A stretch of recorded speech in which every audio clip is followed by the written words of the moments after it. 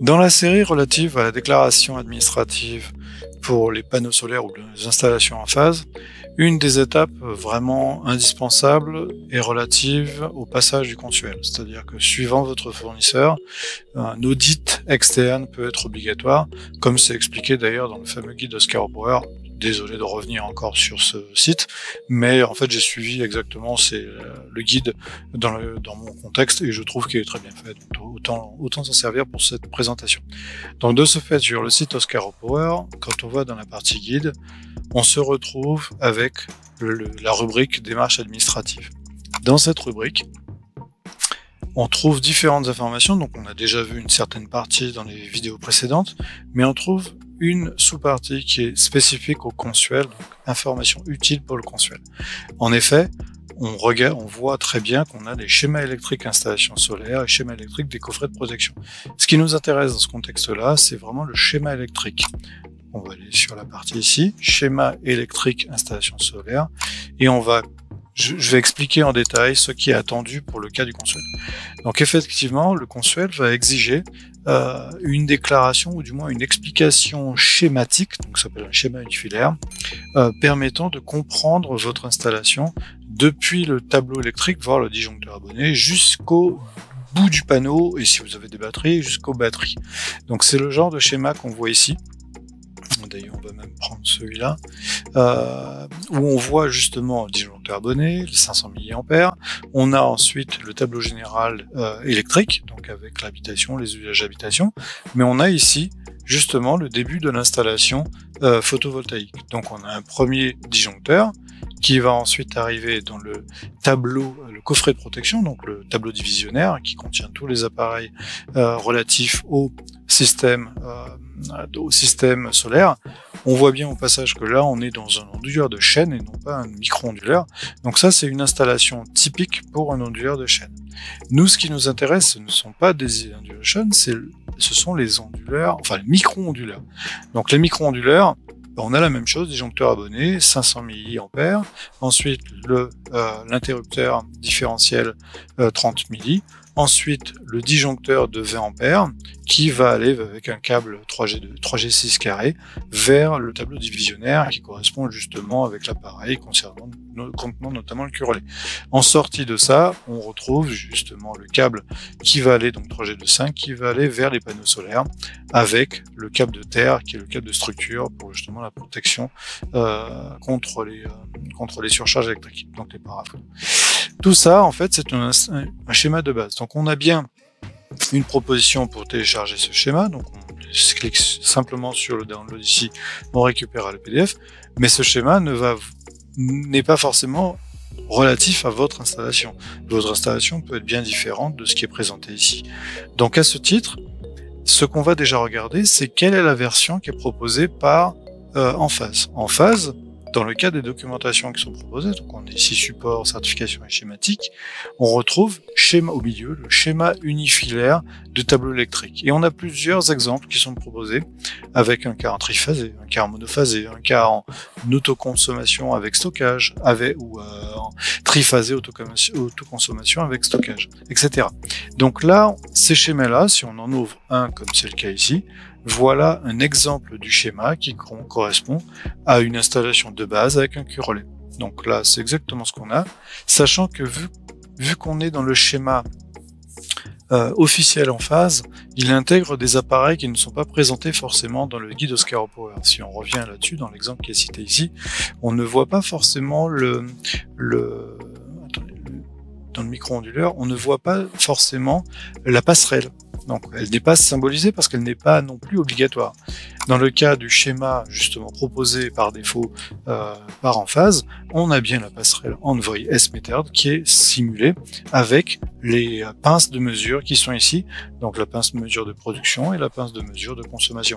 Donc ça, c'est un schéma déjà qui est beaucoup plus intéressant en termes d'usage, pas seulement pour le consuel, mais même pour vous.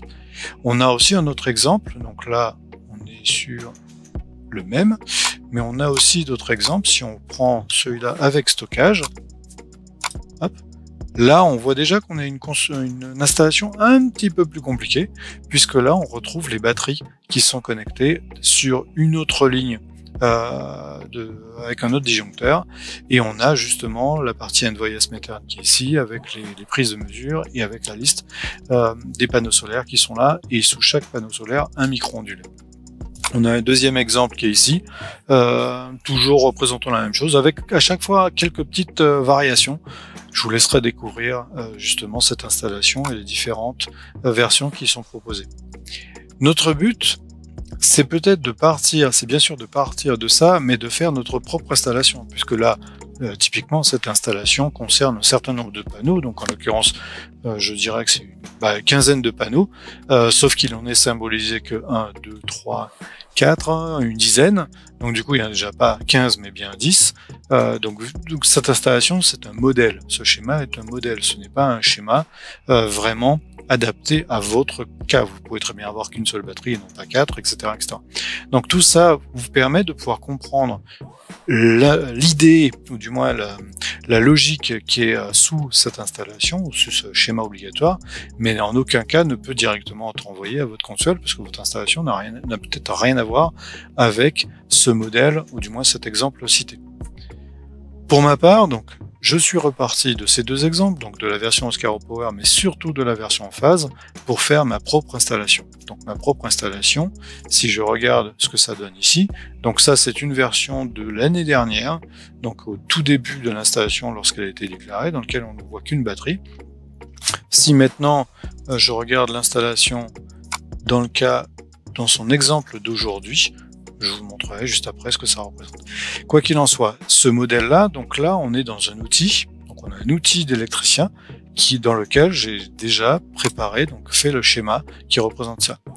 Cet outil est un outil libre, donc en l'occurrence open source, que vous pouvez très bien télécharger par vous-même. Il s'appelle Electrotech, qui est disponible en ligne. Donc vous pouvez télécharger et l'installer sur votre PC suivant l'installation, ou du moins le matériel que vous avez. Et ensuite, cet outil se chargera, donc ce logiciel se chargera avec une page blanche et libre à vous ensuite de créer votre propre install. On va le faire ensemble, mais pour pouvoir faire cette installation correcte, il y a 2-3 petits composants qui sont nécessaires, c'est-à-dire des composants qui ne sont pas forcément disponibles dans la librairie telle qu'elle est là, parce qu'on a une librairie avec plusieurs objets, plusieurs types, etc. Mais nous, il y a des objets qui n'existent pas dans ce matériel. Les objets en question, c'est l'Envoy Method, dans ce cas-là, ou l'Envoy standard si vous en avez qu'une standard, mais ce sont aussi les micro-onduleurs. Donc là aussi, j'avais fait un petit symbole pour le M215, un petit symbole pour justement la version IQ7 plus, et ensuite un autre pour l'IQ7 normal. Dernier point, c'est qu'on a aussi les panneaux solaires. Donc le panneau solaire est standardisé sous ce format-là, cette espèce d'enveloppe. Donc du coup, tout ça, ce sont des petits objets qui sont bien utiles. Et dernier objet bien utile, c'est justement dans le cadre de la batterie en phase 1.2, qui ne contient qu'un seul micro-ondulaire. Donc on voit bien qu'on a un micro-ondulaire qui est ici, qui a un micro-ondulaire intégré avec une solution stockage. Mais on voit bien que ce composant n'est pas un composant basique disponible sur la librairie. De la même façon que ça qui représente le Q-relais n'est pas non plus disponible. Mais si on regarde bien ces objets-là, ce sont les objets disponibles dans l'exemplaire qui est fourni par Enphase. Si je descends plus en détail, on retrouve bien la passerelle, on retrouve bien les formats enveloppes, c'est-à-dire les panneaux solaires, on retrouve bien les justement micro-onduleurs. Donc dans ce cas-ci, il ne spécifiait pas quelle version. Moi, j'ai rajouté la spécification parce que j'ai plusieurs versions différentes. Donc c'est pareil pour vous. Si vous n'en avez qu'un seul, vous n'avez pas besoin de le mettre.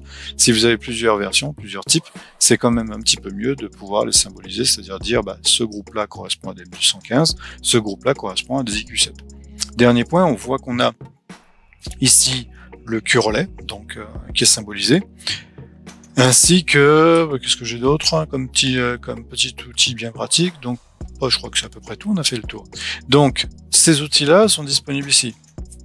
Ce que j'ai fait, c'est que simplement j'ai recapté chacun de ces petites structures qu'ensuite j'ai réadapté.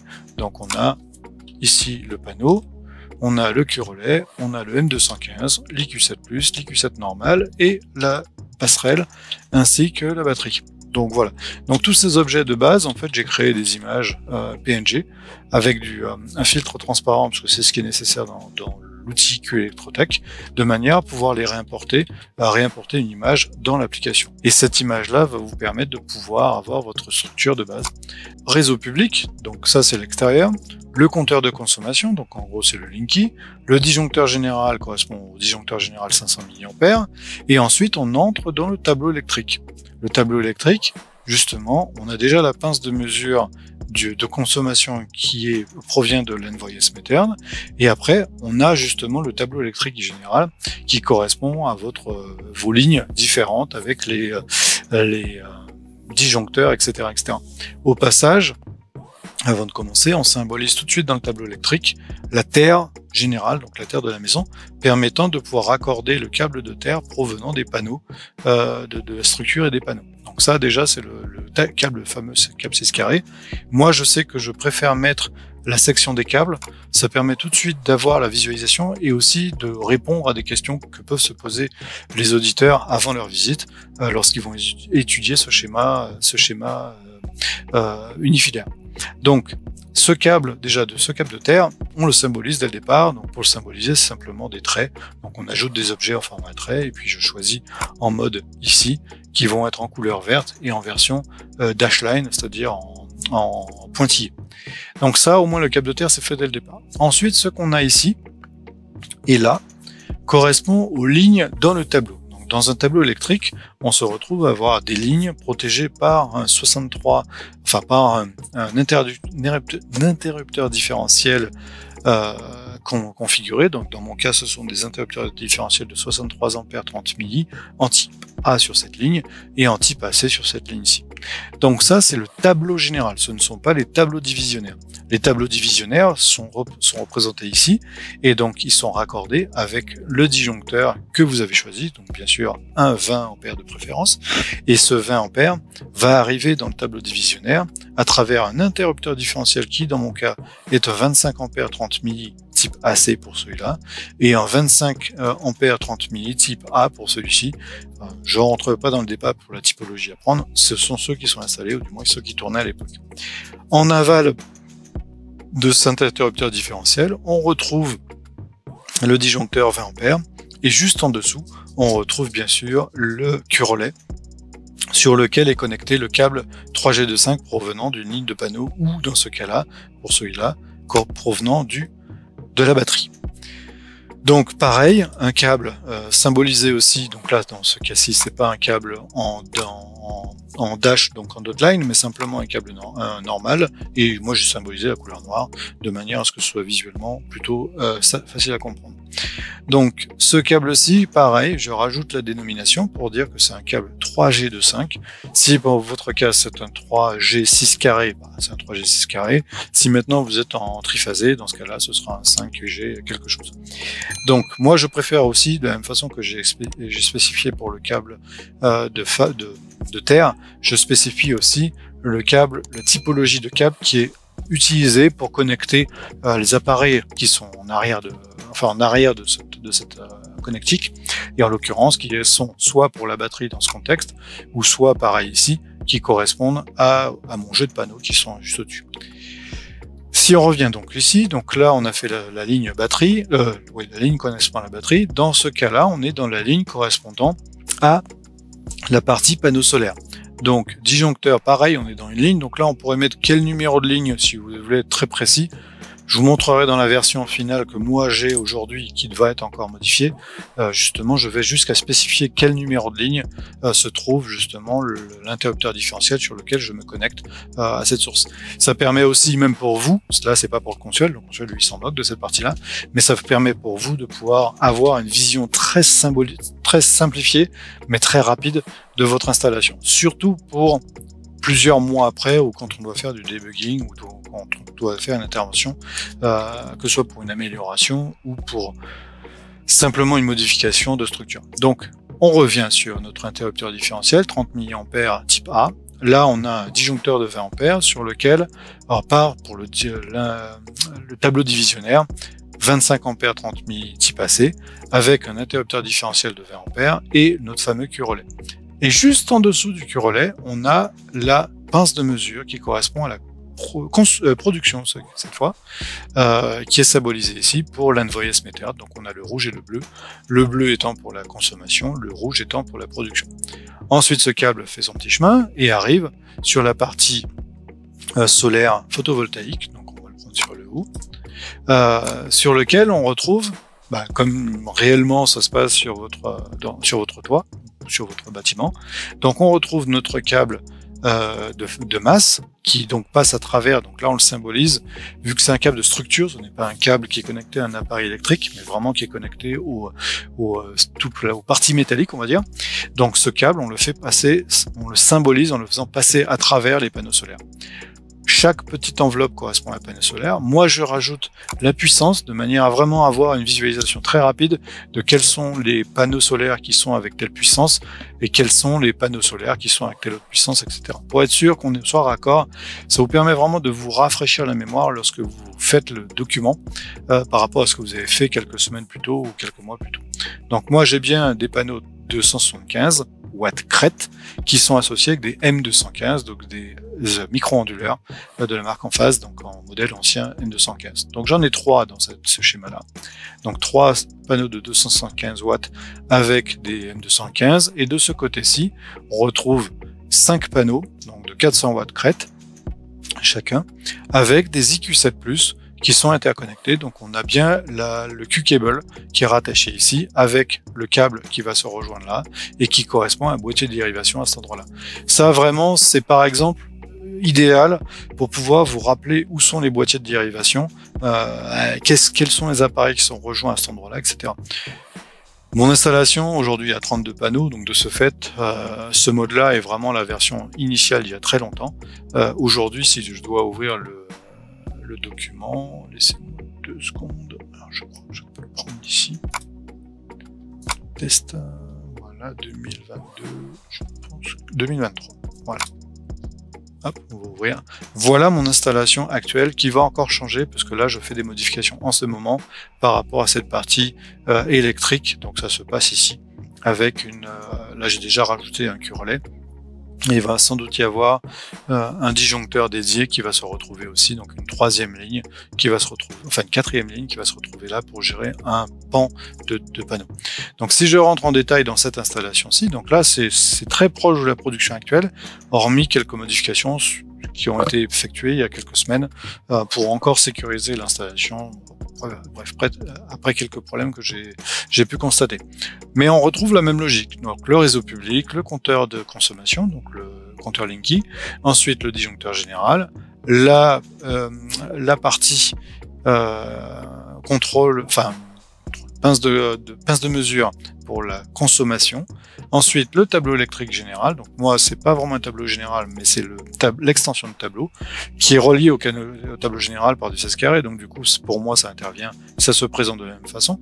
Donc on a un petit disjoncteur qui part pour l'Envoyes Method, et ensuite on a justement une protection qui est ici, qui est une ligne en 63 à 30 milli type A, dans lequel on retrouve tous les disjoncteurs spécifiques au panneau solaire.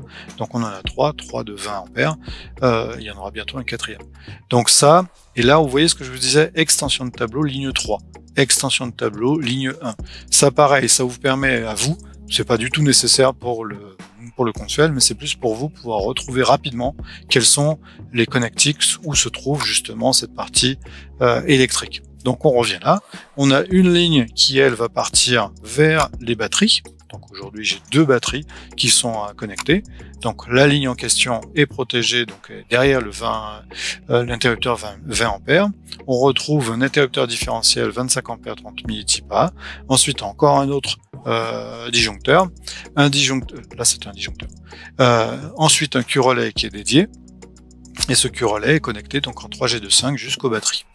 Pour la 2e ligne, donc on a une ligne dédiée pour les M215, donc en 20 ampères, donc un disjoncteur 20 ampères, donc on voit ici, qui arrive sur une ligne, enfin une configuration dans le tableau électrique qui est protégée par un interrupteur différentiel 25 ampères 30 milli type AC, qui lui est derrière pour protéger les M215 avec un disjoncteur de 20 ampères et le Q-relais.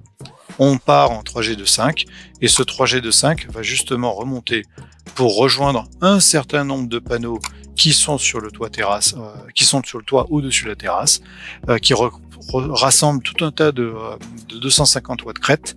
Donc c'est ce que vous voyez là, donc des panneaux solaires de 250 watts crête qui sont chacun avec des M215 en dessous et donc des 250 watts crête qui sont montés ici.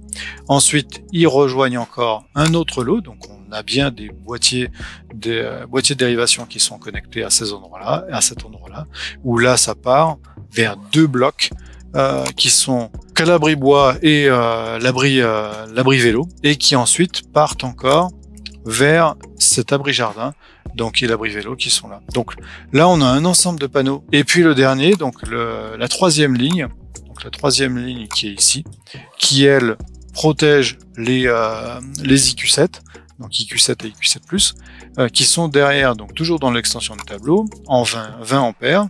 On arrive ici sur un 40 ampères 30 milli type A, qui va sur le disjoncteur de 20 ampères, qui lui va vers un Q-relais, et le Q-relais est connecté en 3G de 5. Et là, j'ai symbolisé les câbles différents, parce que vu qu'on a beaucoup de panneaux qui sont sur le même schéma, j'ai pris une couleur en bleu pour la ligne IQ7 et une couleur en noir pour la ligne M215. Donc ces panneaux sont ensuite regroupés donc de manière sous une présentation logique.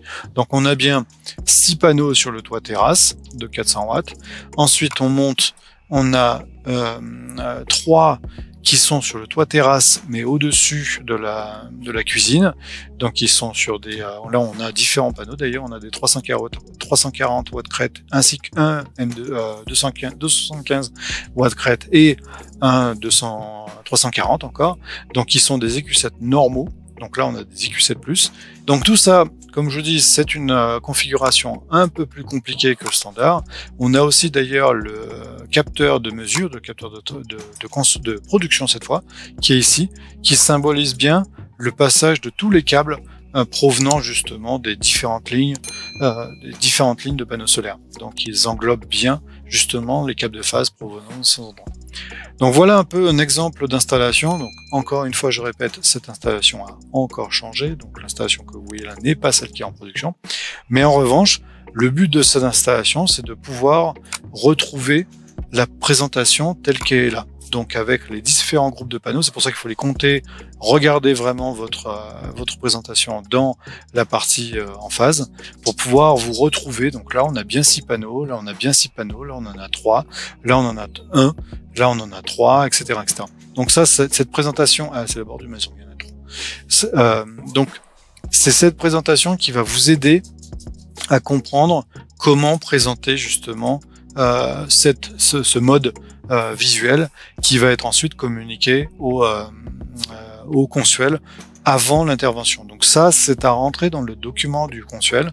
Donc moi, je vais devoir retravailler dessus pour le mettre à jour, mais j'ai encore une modification à faire ici de toute façon. Donc je vais devoir le modifier, finir ma modification, stabiliser la situation et ensuite travailler sur la partie documentation, la partie du schéma, et ensuite envoyer toute cette documentation au service du consuel lors du montage du dossier justement du consuel. Donc ça, ce sera une vidéo suivante pour ce contexte. Donc voilà, donc moi je vais mettre à disposition justement tous ces objets. Donc on a tous les objets qui correspondent au PNG, donc aux différents objets, donc en mode transparent, qui peuvent être intégrés ensuite et modifiés. Donc si vous avez un outil d'édition image, vous changez simplement IQ7 pour IQ8 par exemple, ou IQ8M, etc., etc. Donc suivant votre propre besoin, les autres étant déjà disponibles. Attention, parce que ça c'est la batterie provenant de la version 1.2. Les versions 3T, 10T actuelles, justement, contiennent bien plus de micro-onduleurs, donc il y a une version qui devra être adaptée. Il y aura certainement un modèle qui sera proposé par Enphase pour pouvoir avoir quelque chose de plus proche de la réalité. Quoi qu'il en soit, ces objets en PNG seront disponibles, et je vais mettre aussi à disposition ce modèle simple, parce que ça sert à rien de vous filer le mien, il est bien trop compliqué pour le 99% des cas. Celui-là va très bien, vous avez juste à adapter pour avoir qu'une seule ligne ou une deuxième ligne, ou etc., etc. Donc voilà, je mettrai tout ça à disposition, je vous mettrai les liens dans la description vous permettant de pouvoir les télécharger à votre convenance et pouvoir les adapter selon votre propre besoin.